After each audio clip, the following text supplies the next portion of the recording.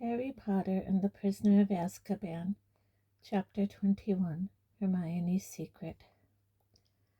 Shocking business, shocking. Miracle none of them died. Never heard the like. By thunder, it was lucky you were there, Snape. Thank you, Minister. Order of Merlin, second class, I'd say. First class, if I can wrangle it. Thank you very much indeed, Minister. Nasty cut you've got there. Black's work, I suppose. As a matter of fact, it was Potter, Weasley, and Granger, Minister. No. Black had bewitched them. I saw it immediately. A confundus charm, to judge by their behavior.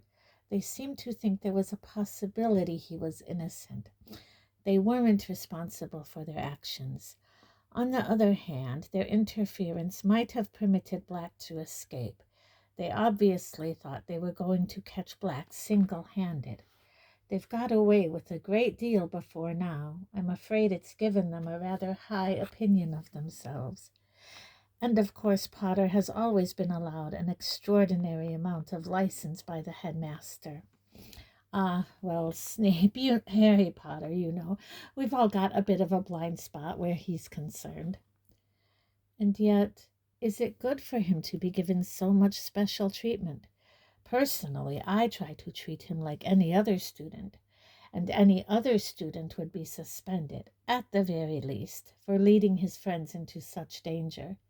Consider, Minister, against all school rules, after all the precautions put in place for his protection, out of bounds, at night, consorting with a werewolf and a murderer.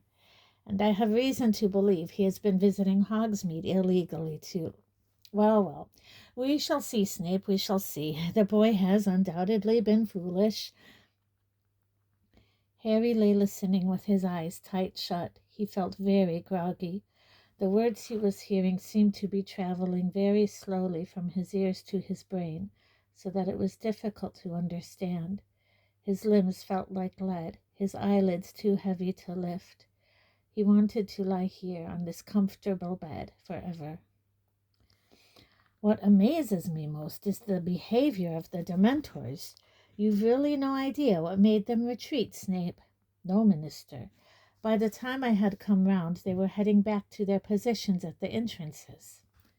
Extraordinary, and yet Black and Harry and the girl, all unconscious by the time I reached them. I bound and gagged Black immediately, naturally, conjured stretchers, and brought them all straight back to the castle.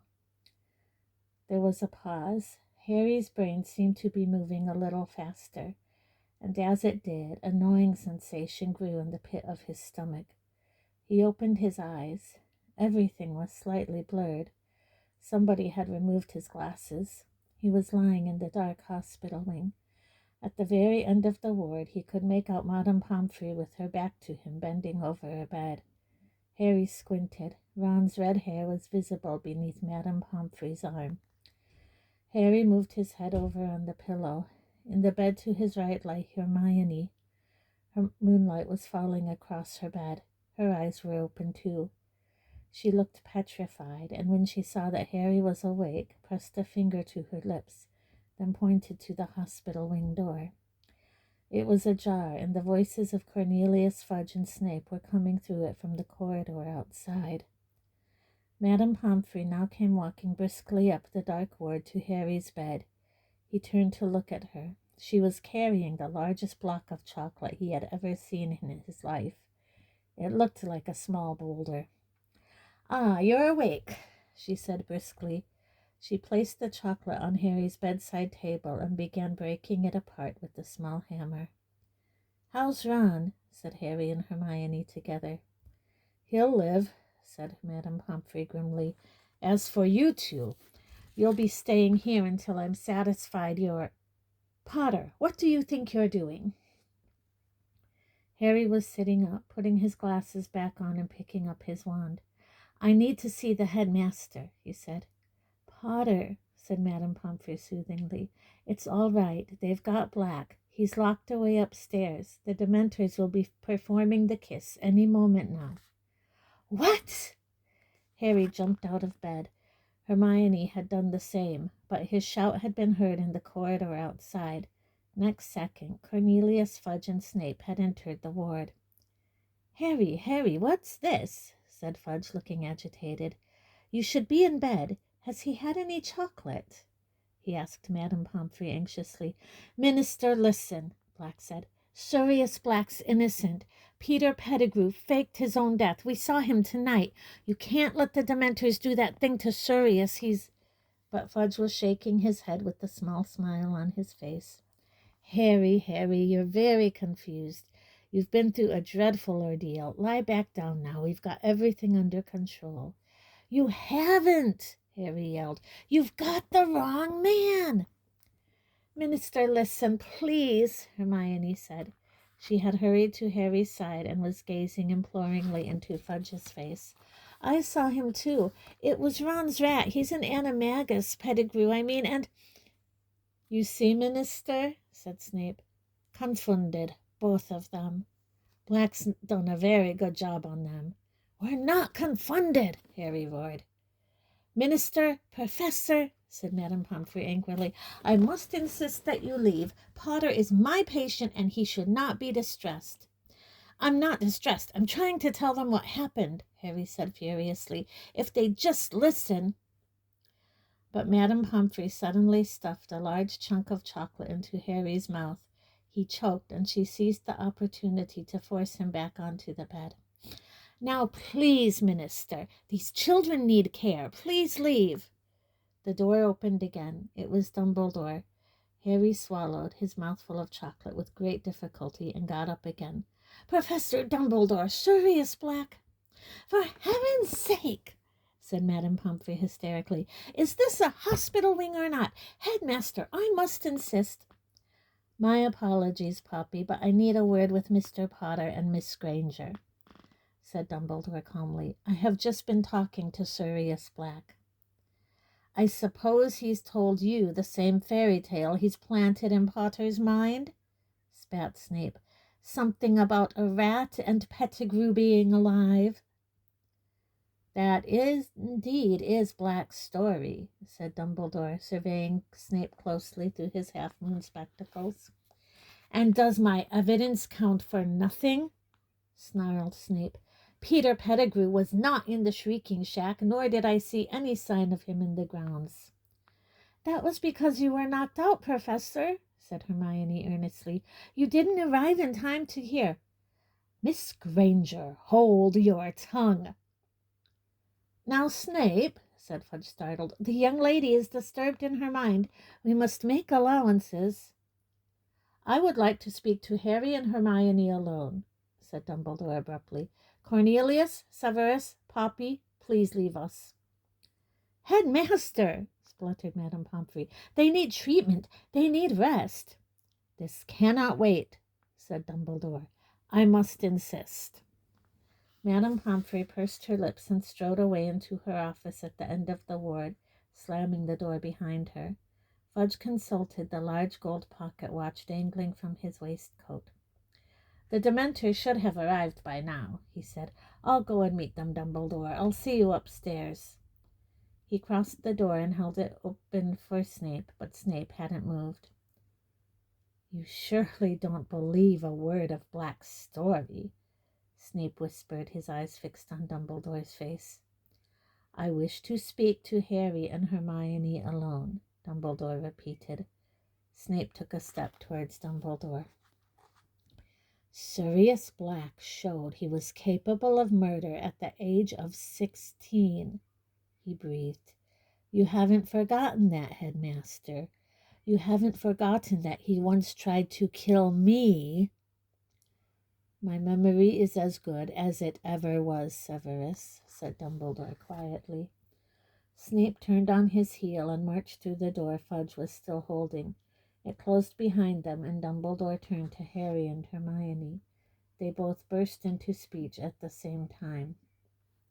"Professor Black's telling the truth. We saw Pettigrew. He escaped when Professor Lupin turned into a werewolf. He's a rat. Pettigrew's front paw, finger, he cut it off. Pettigrew attacked Ron. It wasn't Sirius." But Dumbledore held up his hand to stem the flow of explanations. It is your turn to listen, and I beg you will not interrupt me, because there is very little time, he said quietly. There is not a shred of proof to support Black's story except your word, and the word of 2 13-year-old wizards will not convince anybody. A street full of eyewitnesses swore they saw Sirius murder Pettigrew. I myself gave evidence to the ministry that Sirius had been the Potter's secret keeper. Professor Lupin can tell you, Harry said, unable to stop himself. Professor Lupin is currently deep in the forest, unable to tell anyone anything. By the time he is human again, it will be too late. Sirius will be worse than dead. I might add that werewolves are so mistrusted by most of our kind that his support will count for very little, and the fact that he and Sirius are old friends. But listen to me, Harry. It is too late, you understand me?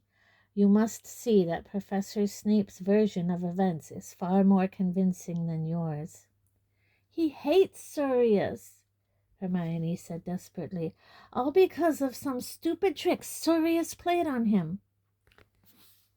Sirius has not acted like an innocent man.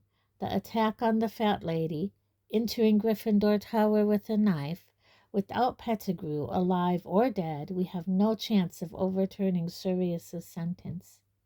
But you believe us? Yes, I do, said Dumbledore quietly, but I have no power to make other men see the truth, or to overrule the Minister for Magic. Harry stared up into the grave face and felt as though the ground beneath him was falling sharply away. He had grown used to the idea that Dumbledore could solve anything. He had expected Dumbledore to pull some amazing solution out of the air, but no, their last hope was gone. What we need, said Dumbledore slowly, and his light blue eyes moved from Harry to Hermione, is more time. But, Hermione began, and then her eyes became very round. Oh. Now pay attention, said Dumbledore, speaking very low and very clearly. Sirius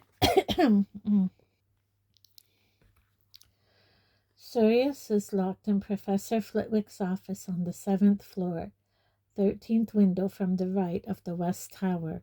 If all goes well, you will be able to save more than one innocent life tonight. But remember this, both of you. You must not be seen. Miss Granger, you know the law. You know what is at stake. You must not be seen. Harry didn't have a clue what was going on. Dumbledore had turned on his heel and looked back as he reached the door. I am going to lock you in. It is, he consulted his watch, 5 minutes to midnight. Miss Granger, 3 turns should do it. Good luck. Good luck, Harry repeated as the door closed behind Dumbledore. 3 turns? What's he talking about? What are we supposed to do? But Hermione was fumbling with the neck of her robes, pulling from beneath them a very long, very fine gold chain. Harry, come here, she said urgently. Quick! Harry moved towards her, completely bewildered. She was holding the chain out. He saw a tiny, sparkling hourglass hanging from it. Here. She had thrown the chain around his neck, too. Ready? She said breathlessly. What are we doing? Harry said, completely lost. Hermione turned the hourglass over 3 times. The dark word dissolved. Harry had the sensation that he was flying very fast, backwards. A blur of colors and shapes rushed past him. His ears were pounding. He tried to yell, but couldn't hear his own voice. And then he felt solid ground beneath his feet, and everything came into focus again. He was standing next to Hermione in the deserted entrance hall, and a stream of golden sunlight was falling across the paved floor from the open front doors. He looked wildly around at Hermione, the chain of the hourglass cutting into his neck. Hermione, what? In here. Hermione seized Harry's arm and dragged him across the hall to the door of a broom cupboard. She opened it, pushed him inside amongst the buckets and mops, followed him in, then slammed the door behind them. What? How? Hermione, what happened? We've gone back in time, Hermione whispered, lifting the chain off Harry's neck in the darkness. 3 hours back. Harry found his own leg and gave it a very hard pinch. It hurt a lot, which seemed to rule out the possibility that he was having a very bizarre dream. But, shh, listen, someone's coming. I think it might be us. Hermione had her ear pressed against the cupboard door. Footsteps across the hall. Yes, I think it's us going down to Hagrid's. Are you telling me, Harry whispered, that we're here in this cupboard and we're out there too? Yes, said Hermione, her ear still glued to the cupboard door. I'm sure it's us. It doesn't sound like more than 3 people, and we're walking slowly because we're under the invisibility cloak. She broke off, still listening intently. We've gone down the front steps. Hermione sat down on an upturned blank bucket, looking desperately anxious. Harry wanted a few questions answered. Where did you get that hourglass thing? It's called a time turner, Hermione whispered, and I got it from Professor McGonagall on our first day back. I've been using it all year to get to all my lessons. Professor McGonagall made me swear I wouldn't tell anyone. She had to write all sorts of letters to the Ministry of Magic so I could have one. She had to tell them that I was a model student and that I'd never, ever use it for anything except my studies. I've been turning it back so I could do hours over again. That's how I've been doing several lessons at once, see? But, Harry, I don't understand what Dumbledore wants us to do. Why did he tell us to go back 3 hours? How's that going to help Sirius? Harry stared at her shadowy face. There must be something that happened around now he wants us to change, he said slowly. What happened? We were walking down to Hagrid's 3 hours ago. This is 3 hours ago, and we are walking down to Hagrid's, said Hermione. We just heard ourselves leaving. Harry frowned. He felt as though he was screwing up his whole brain in concentration. Dumbledore just said we could save more than one innocent life. And then it hit him. Hermione, we're going to save Buckbeak. But how will that help Sirius? Dumbledore said he just told us where the window is, the window of Flitwick's office, where they've got Sirius locked up. We've got to fly Buckbeak up to the window and rescue Sirius. Sirius can escape on Buckbeak. They can escape together. From what Harry could see of Hermione's face, she looked terrified. If we manage that without being seen, it'll be a miracle. Well, we've got to try, haven't we? Said Harry. He stood up and pressed his own ear against the door. Doesn't sound like anyone's there. Come on, let's go. Harry pushed the cupboard door open. The entrance hall was deserted. As quietly and quickly as they could, they darted out of the cupboard and down the stone steps. The shadows were already lengthening. The tops of the trees in the forbidden forest gilded once more with gold. If anyone's looking out of the window, Hermione squeaked, looking up at the castle behind them. We'll run for it, said Harry determinedly. Straight into the forest, all right? We'll have to hide behind a tree or something and keep a lookout. Okay, but we'll go round by the greenhouses, said Hermione breathlessly. We need to keep out of sight of Hagrid's front door, or it will see us. We must be nearly at Hagrid's by now. Still working out what she meant, Harry set off at a sprint, Hermione behind him. They tore across the vegetable gardens to the greenhouses, paused for a moment behind them, then set off again, fast as they could, skirting around the whomping willow, tearing towards the shelter of the forest. Safe in the shadow of the trees, Harry turned around seconds later. Hermione arrived beside him, panting. Right, she gasped. We need to sneak over to Hagrid's. Keep out of sight, Harry. They made their way silently through the trees, keeping to the very edge of the forest. Then, as they glimpsed the front of Hagrid's house, they heard a knock upon his door. They moved quickly behind a wide oak trunk and peered out from either side. Hagrid had appeared in his doorway, shaking and white, looking around to see who had knocked, and Harry heard his own voice. "It's us. We're wearing the invisibility cloak. Let us in and we can take it off." "You shouldn't have come," Hagrid whispered. He stood back, then shut the door quickly. "This is the weirdest thing we've ever done," Harry said fervently. "Let's move along a bit," Hermione whispered. "We need to get nearer to Buckbeak." They crept through the trees until they saw the nervous hippogriff tethered to the fence around Hagrid's pumpkin patch. "Now?" Harry whispered. "No," said Hermione. "If we steal him now, those committee people will think Hagrid set him free. We've got to wait until they've seen he's tied outside." "That's going to give us about 60 seconds," said Harry. This was starting to seem impossible. At that moment there was a crash of breaking china from inside Hagrid's cabin. "That's Hagrid breaking the milk jug," Hermione whispered. "I'm going to find Scabbers in a moment." Sure enough, a few minutes later they heard Hermione's shriek of surprise. "Hermione," said Harry suddenly, "what if we just run in there and grab Pettigrew?" "No," said Hermione in a terrified whisper. "Don't you understand? We're breaking one of the most important wizarding laws. Nobody's supposed to change time. Nobody. You heard Dumbledore. If we're seen, we'd only be seen by ourselves and Hagrid. Harry, what do you think you'd do if you saw yourself bursting into Hagrid's house?" said Hermione. I'd think I'd gone mad," said Harry. "Or I'd think there was some dark magic going on."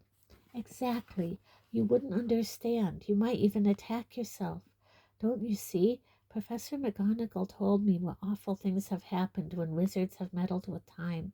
Loads of them ended up killing their past or future selves by mistake."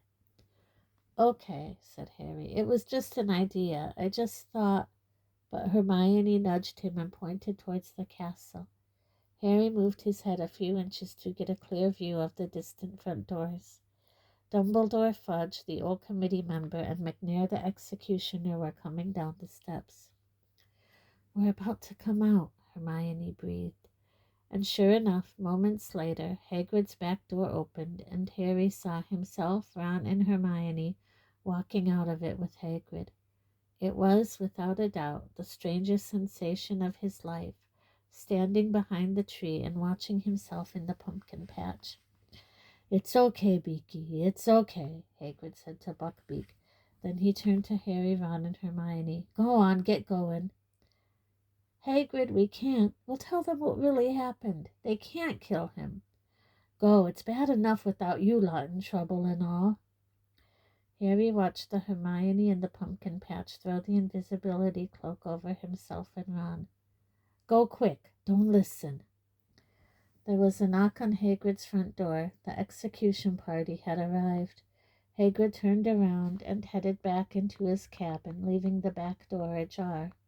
Harry watched the grass flatten in patches all around the cabin and heard 3 pairs of feet retreating. He, Ron, and Hermione had gone, but the Harry and Hermione hidden in the trees could now hear what was happening inside the cabin through the back door. "Where is the beast?" came the cold voice of McNair. Outside," Hagrid croaked. Harry pulled his head out of sight as McNair's face appeared at Hagrid's window, staring out at Buckbeak. Then they heard Fudge. "We have to read you the official notice of execution, Hagrid. I'll make it quick. And then you and McNair need to sign it. McNair, you're supposed to listen too. That's procedure." McNair's face vanished from the window. It was now or never. "Wait here," Harry whispered to Hermione. "I'll do it." As Fudge's voice started again, Harry darted out from behind his tree, vaulted the fence into the pumpkin patch, and approached Buckbeak. "It is the decision of the Committee for the Disposal of Dangerous Creatures that the Hippogriff Buckbeak, hereafter called the Condemned, shall be executed on the 6th of June at sundown. Careful not to blink, Harry stared up into Buckbeak's fierce orange eye once more and bowed. Buckbeak sank to his scaly knees and then stood up again. Harry began to fumble with the rope tying Buckbeak to the fence. Sentenced to execution by beheading, to be carried out by the committee's appointed executioner, Walden McNair. Come on, Buckbeak, Harry murmured. Come on, we're going to help you. Quietly, quietly. As witnessed below. Hagrid, you sign here. Harry threw all his weight onto the rope, but Buckbeak had dug in his front feet. Well, let's get this over with, said the reedy voice of the committee member from inside Hagrid's cabin. Hagrid, perhaps it would be better if you stayed inside. No, I want to be with him. I don't want him to be alone. Footsteps echoed from within the cabin. Buckbeak, move, Harry hissed. Harry tugged hard around the rope around Buckbeak's neck. The hippogriff began to walk, rustling its wings irritably. They were still 10 feet away from the forest, in plain view of Hagrid's back door. One moment, please, McNair, came Dumbledore's voice. You need to sign, too. The footsteps stopped. Harry heaved on the rope. Buckbeak snapped his beak and walked a little faster. Hermione's white face was sticking out from behind a tree. Harry, hurry, she mouthed. Harry could still hear Dumbledore's voice talking from within the cabin. He gave the rope another wrench. Buckbeak broke into a grudging trot. They had reached the trees. Quick, quick, Hermione moaned, darting out from behind her tree, seizing the rope too and adding her weight to make Buckbeak move faster. Harry looked over his shoulder. They were now blocked from sight. They couldn't see Hagrid's garden at all. Stop, he whispered to Hermione. They might hear us. Hagrid's back door had opened with a bang. Harry, Hermione, and Buckbeak stood quite still. Even the hippogriff seemed to be listening intently. Silence, then. Where is it? Said the reedy voice of the committee member.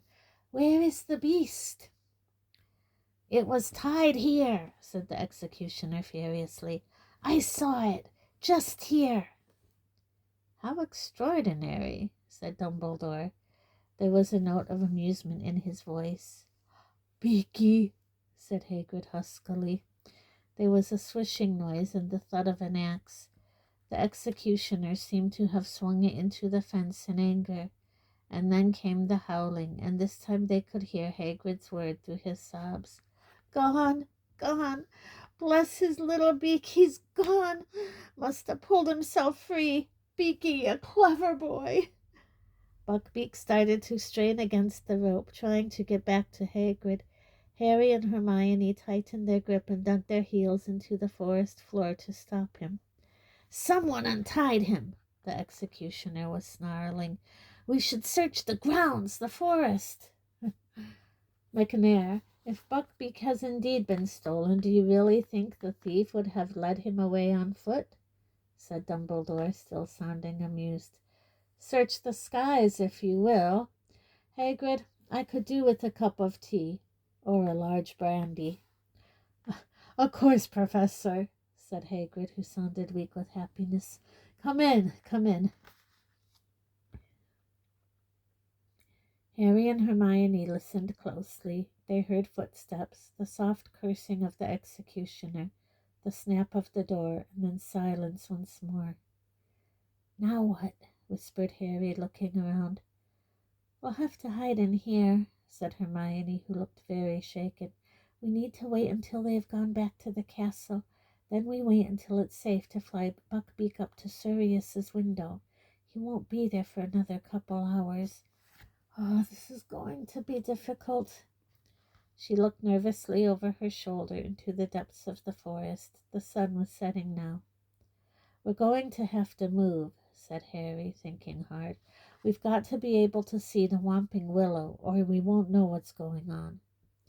Okay, said Hermione, getting a firmer grip on Buckbeak's rope. But we've got to keep out of sight, Harry, remember. They moved around the edge of the forest, darkness falling thickly around them, until they were hidden behind a clump of trees through which they could make out the willow. "There's Ron," said Harry suddenly. A dark figure was sprinting across the lawn, and its shout echoed through the still night air. "Get away from him! Get away! Scabbers, come here!" And then they saw two more figures materialize out of nowhere. Harry watched himself and Hermione chasing after Ron. Then he saw Ron dive. "Gotcha! Get off, you stinking cat!" "There's Sirius," said Harry. The great shape of the dog had bounded out from the roots of the willow. They saw him bowl Harry over, then seize Ron. "Looks even worse from here, doesn't it?" said Harry, watching the dog pulling Ron into the roots. "Ouch! Look, I just got walloped by the tree, and so did you. This is weird." The whomping willow was creaking and lashing out with its lower branches. They could see themselves darting here and there, trying to reach the trunk, and then the tree froze. "That was Crookshanks pressing the knot," said Hermione. "And there we go," muttered Harry. "We're in." The moment they disappeared, the tree began to move again. Seconds later, they heard footsteps quite close by. Dumbledore, McNair, Fudge, and the old committee member were making their way up to the castle. "Right after we'd gone down into the passage," said Hermione. "If only Dumbledore had come with us." "McNair and Fudge would have come too," said Harry bitterly. "I bet you anything Fudge would have told McNair to murder Sirius on the spot." They watched the four men climb the castle steps and disappear from view. For a few minutes the scene was deserted. Then, "Here comes Lupin," said Harry, as they saw another figure sprinting down the stone steps and hurrying towards the willow. Harry looked up at the sky. Clouds were obscuring the moon completely. They watched Lupin seize a broken branch from the ground and prod the knot on the trunk. The tree stopped fighting, and Lupin too disappeared into the gap in its roots. "If only he'd grabbed the cloak," said Harry. "It's just lying there." He turned to Hermione. "If I just dashed out now and grabbed it, Snape never'd be able to get it and—" "Harry, we mustn't be seen." "How can you stand this?" he asked Hermione fiercely. "Just standing there and watching it happen." He hesitated. "I'm going to grab the cloak." "Harry, no." Hermione seized the back of Harry's robes not a moment too soon. Just then they heard a burst of song. It was Hagrid making his way up to the castle, singing at the top of his voice and weaving slightly as he walked. A large bottle was swinging from his hands. "See," Hermione whispered. "See what would have happened? We've got to keep out of sight. No, Buckbeak!" The hippogriff was making frantic attempts to get to Hagrid again. Harry seized his rope too, straining to hold Buckbeak back. They watched Hagrid meander tipsily up to the castle. He was gone. Buckbeak stopped fighting to get away. His head drooped sadly. Barely 2 minutes later, the castle doors flew open yet again, and Snape had come charging out of them, running towards the willow. Harry's fist clenched as they watched Snape skid to a halt next to the tree, looking around. He grabbed the cloak and held it up. Get your filthy hands off it," Harry snarled under his breath. "Shh!" Snape seized the branch Lupin had used to freeze the tree, prodded the knot, and vanished from view as he put on the cloak. "So that's it," said Hermione quietly. "We're all down there, and now we've just got to wait until we come back up again." She took the end of Buckbeak's rope and tied it securely around the nearest tree, then sat down on the dry ground, arms around her knees. "Harry, there's something I don't understand. Why didn't the Dementors get Sirius? I remember them coming, and then I think I passed out. There were so many of them." Harry sat down too. He explained what he'd seen, how, as the nearest Dementor had lowered its mouth to Harry's, A large silver something had come galloping across the lake and forced the Dementors to retreat. Hermione's mouth was slightly open by the time Harry had finished. But what was it? There's only one thing it could have been to make the Dementors go, said Harry. A real Patronus, a powerful one. But who conjured it? Harry didn't say anything. He was thinking back to the person he'd seen on the other side of the lake. He knew who he thought it had been, but how could it have been? Didn't you see what they looked like? Said Hermione eagerly. Was it one of the teachers? No, said Harry. He wasn't a teacher. But it must have been a really powerful wizard to drive all those Dementors away. If the Patronus was shining so brightly, didn't it light him up? Couldn't you see? Yeah, I saw him, said Harry slowly. But maybe I imagined it. I wasn't thinking straight. I passed out right afterwards. Who did you think it was? I think... Harry swallowed, knowing how strange this was going to sound. I think it was my dad. Harry glanced up at Hermione and saw that her mouth was fully open now. She was gazing at him with a mixture of alarm and pity. Harry, your dad's, well, dead, she said quietly. I know that, said Harry quickly. You think you saw his ghost? I don't know. No, he looked solid. But then, maybe I was seeing things, said Harry. But from what I could see, it looked like him. I've got photos of him. Hermione was still looking at him as though worried about his sanity. I know it sounds mad, said Harry flatly. He turned to look at Buckbeak, who was digging his beak into the ground, apparently searching for worms. But he wasn't really watching Buckbeak. He was thinking about his father and about his three oldest friends, Moony, Wormtail, Padfoot, and Prongs. Had all four of them been out in the grounds tonight? Wormtail had reappeared this evening when everyone thought he was dead. Was it so impossible his father had done the same? Had he been seeing things from across the lake? The figure had been too far away to see distinctly, yet he had felt sure for a moment before he'd lost consciousness. The leaves overhead rustled faintly in the breeze. The moon drifted in and out of sight from behind the shifting clouds. Hermione sat with her face turned towards the willow, waiting. And then, at last, after over an hour, "Here we come," Hermione whispered. She and Harry got to their feet. Buckbeak raised his head. They saw Lupin, Ron, and Pettigrew clambering awkwardly out of the hole in the roots, followed by the unconscious Snape drifting weirdly upwards. Next came Harry, Hermione, and Black. They all began to walk towards the castle.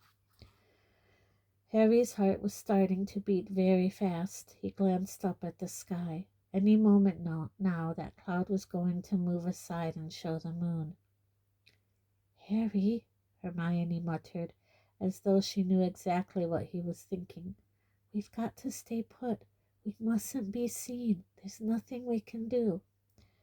"So we're just going to let Pettigrew escape all over again," said Harry quietly. "How do you expect to find a rat in the dark?" snapped Hermione. "There's nothing we can do. We came back to help Sirius. We're not supposed to be doing anything else." "All right." The moon slid out from behind its cloud. They saw the tiny figures across the ground stop. Then they saw movement. "There goes Lupin," Hermione whispered. "He's transforming." "Hermione," said Harry suddenly, "we've got to move." "We mustn't. I keep telling you not to interfere, but Lupin's going to run into the forest right at us." Hermione gasped. "Quick!" she moaned, dashing to untie Buckbeak. "Quick! Where are we going to go? Where are we going to hide? The Dementors will be coming any moment." "Back to Hagrid's," Harry said. "It's empty now. Come on." They ran fast as they could, Buckbeak cantering along behind them.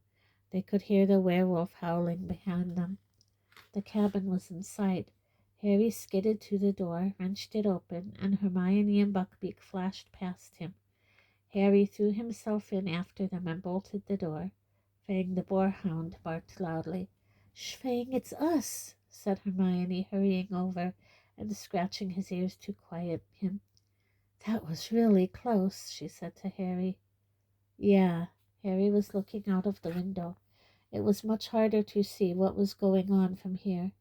Buckbeak seemed very happy to find himself back inside Hagrid's house. He lay down in front of the fire, folded his wings contentedly, and seemed ready for a good nap. "I think I'd better go outside again, you know," said Harry slowly. "I can't see what's going on. We won't know when it's time." Hermione looked up. Her expression was suspicious. "I'm not going to try and interfere," said Harry quickly. "But if we don't see what's going on, how are we going to know when it's time to rescue Sirius?" "Well, okay then. I'll wait here with Buckbeak. But Harry, be careful. There's a werewolf out there, and the Dementors." Harry stepped outside again and edged around the cabin.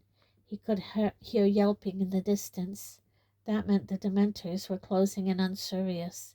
He and Hermione would be running to him any moment. Harry stared out towards the lake, his heart doing a kind of drum roll in his chest. Whoever had sent that Patronus would be appearing at any moment. For a fraction of a second he stood, irresolute, in front of Hagrid's door. You must not be seen. But he didn't want to be seen. He wanted to do the seeing. He had to know. And there were the Dementors. They were emerging out of the darkness from every direction, gliding around the edges of the lake. They were moving away from where Harry stood to the opposite bank. He wouldn't have to get near them. Harry began to run. He had no thought in his head except his father. If it was him, if it really was him, he had to know, had to find out. The lake was coming nearer and nearer, but there was no sign of anybody. On the opposite bank he could see tiny glimmers of silver, his own attempts at a Patronus. There was a bush at the very edge of the water. Harry threw himself behind it, peering desperately through the leaves. On the opposite bank the glimmers of silver were suddenly extinguished. A terrified excitement shot through him. Any moment now. "Come on," he muttered, staring about. "Where are you? Dad, come on." But no one came. Harry raised his head to look at the circle of Dementors across the lake. One of them was lowering its hood. It was time for the rescuer to appear, but no one was coming to help this time. And then it hit him. He understood. He hadn't seen his father. He had seen himself. Harry flung himself out from behind the bush and pulled out his wand. "Expecto Patronum!" he yelled, and out of the end of his wand burst, not a shapeless cloud of mist, but a blinding, dazzling silver animal. He screwed up his eyes, trying to see what it was. It looked like a horse. It was galloping silently away from him across the black surface of the lake. He saw it lower its head and charge at the swarming Dementors. Now it was galloping around and around the black shapes on the ground, and the Dementors were falling back, scattering, retreating into the darkness. They were gone. The Patronus turned. It was cantering back towards Harry across the still surface of the water. It wasn't a horse. It wasn't a unicorn either. It was a stag. It was shining brightly as the moon above. It was coming back to him. It stopped on the bank. Its hooves made no mark on the soft ground as it stared at Harry with its large silver eyes.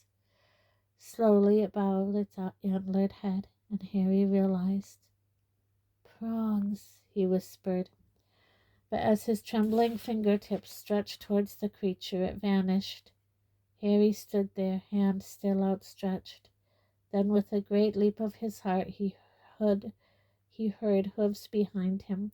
He whirled around and saw Hermione dashing towards him, dragging Buckbeak with her. "What did you do?" she said fiercely. "You said you were only going to keep a lookout." "I just saved our lives," said Harry. "Get behind here, behind this bush. I'll explain." Hermione listened to what had just happened with her mouth open yet again. Did anyone see you?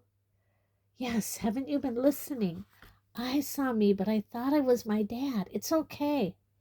Harry, I can't believe it. You conjured up a Patronus that drove away all those Dementors. That's very, very advanced magic. I knew I could do it this time, said Harry, because I'd already done it. Does that make sense? I don't know. Harry, look at Snape. Together they peered around the bush at the other bank. Snape had regained consciousness. He was conjuring stretchers and lifting the limp forms of Harry, Hermione, and Black onto them. A fourth stretcher, no doubt bearing Ron, was already floating at his side. Then, wand held out in front of him, he moved them away towards the castle. Right, it's nearly time, said Hermione tensely, looking at her watch. We've got about 45 minutes until Dumbledore locks the door to the hospital wing. We've got to rescue Sirius and get back into the ward before anybody realizes we're missing.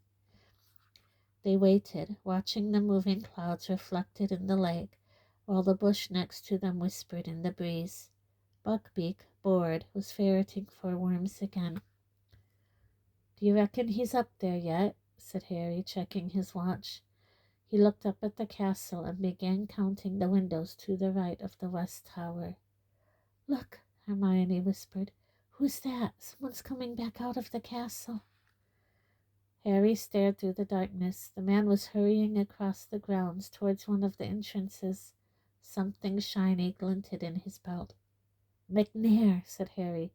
The executioner. He's gone to get the Dementors. This is it, Hermione. Hermione put her hands on Buckbeak's back, and Harry gave her a leg up. Then he placed his foot on one of the lower branches of the bush and climbed up in front of her. He pulled Buckbeak's rope back over his neck and tied it to the other side of his collar like reins. Ready? He whispered to Hermione. You'd better hold on to me. He nudged Buckbeak's sides with his heels. Buckbeak soared straight into the dark air. Harry gripped his flanks with his knees, feeling the great winds rising powerfully beneath them. Hermione was holding Harry very tightly around the waist. He could hear her muttering, Oh no, I don't like this. Oh, I really don't like this. Harry urged Buckbeak forwards. They were gliding quietly towards the upper floors of the castle. Harry pulled hard on the left-hand side of the rope, and Buckbeak turned. Harry was trying to count the windows flashing past. Whoa, he said, pulling backwards as hard as he could. Buckbeak slowed down, and they found themselves at a stop, unless you counted the fact that they kept rising up and down several feet as he beat his wings to remain airborne. He's there, Harry said, spotting Sirius as they rose up beside the window. He reached out, and as Buckbeak's wings fell, was able to tap sharply on the glass. Black looked up. Harry saw his jaw drop. He leaped from his chair, hurried to the window, and tried to open it, but it was locked.